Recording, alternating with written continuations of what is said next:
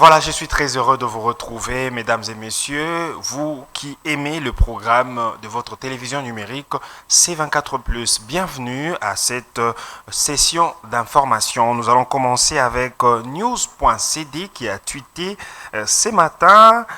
Voilà, c'est le gouvernement. Le gouvernement congolais poursuit l'assainissement des effectifs de la police nationale congolaise lors de la 94e réunion du Conseil des ministres tenue le vendredi 10 juillet. Les vice-premiers ministres, ministres de l'Intérieur, Sécurité, de la décentralisation et des affaires coutumières, Jacquemain Chabani, a présenté les premiers résultats de l'audit des effectifs de la PNC. Ces rapports préliminaires mettent en évidence d'importantes irrégularités avec plus de 63 500 dossiers jugés suspects. Selon les estimations présentées, leur assainissement pourrait permettre de réaliser jusqu'à 233 millions de dollars d'économies par an pour les finances publiques. Poursuivons toujours avec news.cd qui a encore tweeté. Cette fois-ci, ça concerne la défense. Sachez que les forces armées de la République démocratique du Congo ont repris les contrôles des villages de TP et Pangoyi situés dans la chefferie des Babombi, en territoire de Mambasa, auparavant occupés par les combattants des ZDF, BAR et IS. Cap. Cette annonce a été faite par le vice-premier ministre en charge de la défense dans son point de sécurité.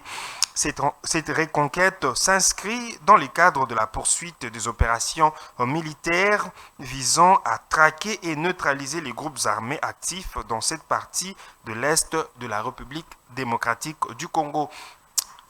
Tournons la page cette fois-ci pour parler du ministère de la fonction publique.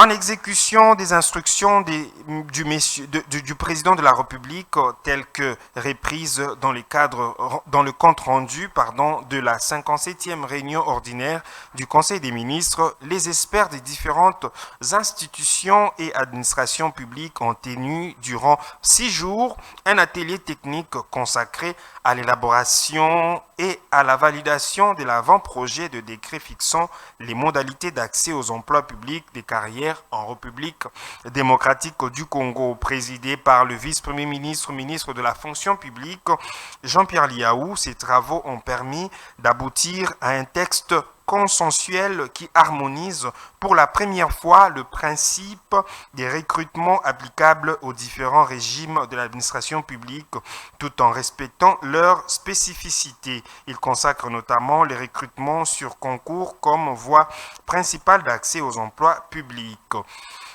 Nous allons cette fois-ci parler de la santé. Commençons avec les ministères de la communication. Il s'agit du point de situation de 12 juillet 2026 concernant l'épidémie de virus Ebola. La riposte contre Ebola se poursuit avec une surveillance renforcée dans 5 provinces, Haut-Uélé, Ituri, Nord Kivu, Sud Kivu et Chopo.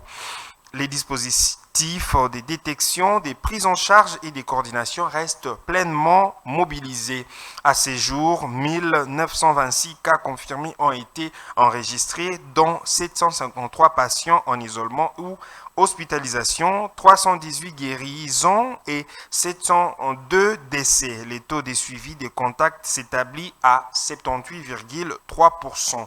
Les efforts se poursuivent pour renforcer la détection précoce, améliorer la prise en charge des patients et consolider la mobilisation communautaire avec l'appui des autorités nationales, provinciales et des partenaires de la riposte.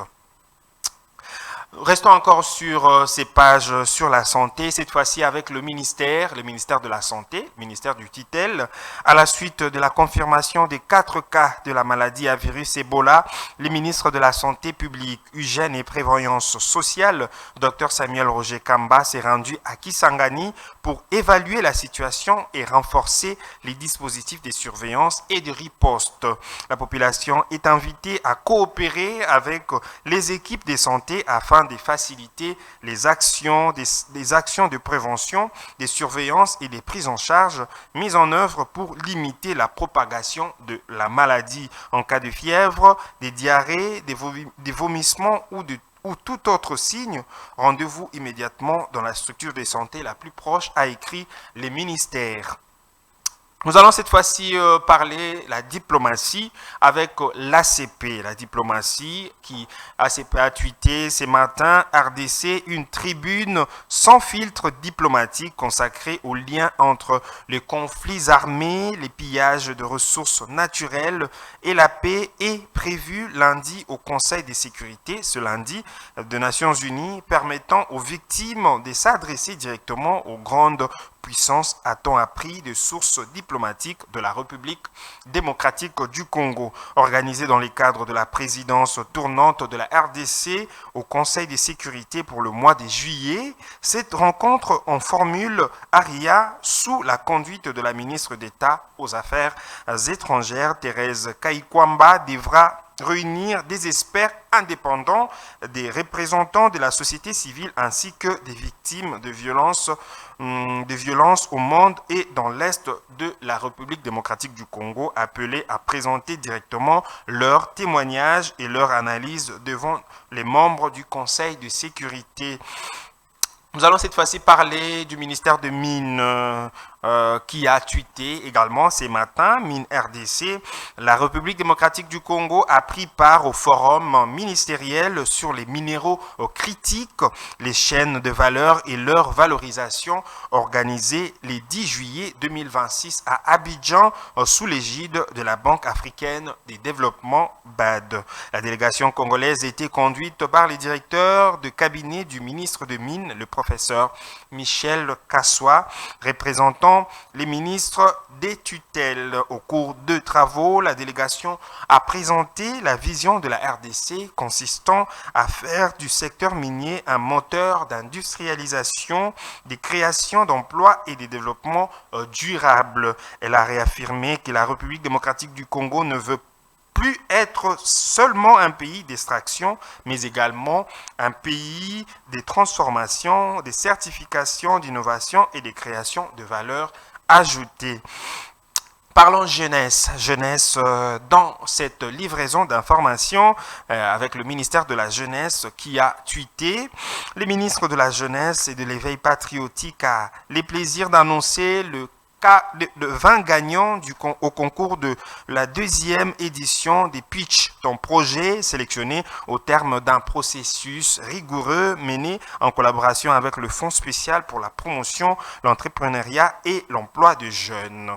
Pendant 3 jours, des jeunes talents venus de tous les pays ont présenté leurs projets devant un jury d'experts. Leur créativité, leur détermination et leur sens de l'innovation ont fait de cette édition un moment fort du village des opportunités. Les 20 gagnants bénéficieront d'un accompagnement structuré, des gagnants de soutien et d'un accès privilégié aux écosystèmes d'entrepreneuriat partenaires afin de transformer leurs idées en solutions concrètes pour le développement de la RDC. Parlons de la Banque centrale dans cette session d'information. Sachez que la Banque centrale a publié son taux d'échange du jour, le taux indicatif du jour. Sachez que pour ce lundi 13 juillet, un dollar américain équivaut à 2250 francs congolais et 1 euro à 2574 francs en congolais. La banque invite donc tous les Congolais à ne pas se laisser influencer par le cambiste des rues, encore moins aux spéculateurs. Toujours avec la Banque centrale, nous prenons l'ACP qui a tweeté ce matin.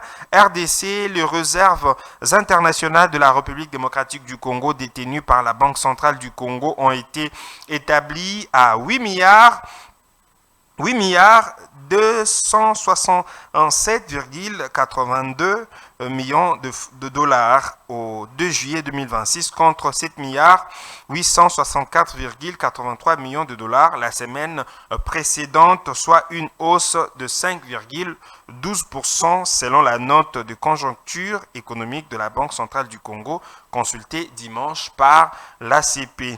Les réserves internationales se sont établies à 167,82 millions de dollars au 2 juillet, en progression hebdomadaire de 402,99 millions de dollars. Ce niveau garantit une couverture de 3,16 mois d'importation des biens et des services à temps lu. Nous prenons news.cd. RDC, la Direction générale des impôts a procédé le jeudi 9 juillet à la mise sous scellé des installations de la Kamoto Copper Company, filiale du groupe suisse Glencore, située dans la ville de Kolwezi, au Lualaba. Cette action fait suite au non-paiement d'environ 3 milliards de dollars d'impôts. Alors prenons cette information qu'a tweeté Rachel Kinsita, notre consoeur. Pour terminer, RDC du 13 au 16 août 2026, la ville de Kananga vibrera au rythme de la deuxième édition du festival international Sankai, organisé sous le haut patronage du président de la République, Félix-Antoine Tshisekedi Tshilombo, placé sous les thèmes Kasaï central, un éveil, entrepreneuriat, investissement et innovation au service d'un développement durable et inclusif. Cet événement réunira entrepreneurs, investisseurs, jeunes porteurs de projets et acteurs du numérique. Véritable vitrine des opportunités économiques, entrepreneuriales et culturelles du Kasaï central et de la RDC. Le festival mettra également à l'honneur les programmes présidentiels des beaux jeunes congolais et les CONAPAS en faveur de l'entrepreneuriat des jeunes. Voilà tout pour l'essentiel de l'actualité collectée pour vous sur le compte, la plateforme Twitter qui s'appelle actuellement X. Donc, pour ces personnes, toutes ces personnes qui ne savent pas que cette plateforme ne s'appelle plus Twitter, donc toutes ces informations, nous les sélectionnons pour vous sur la plateforme X, question de vous tenir informé de tout ce qui se passe au pays, mais surtout dans le monde. Merci à vous de l'avoir suivi et restez fidèles au programme de la télévision numérique C24+.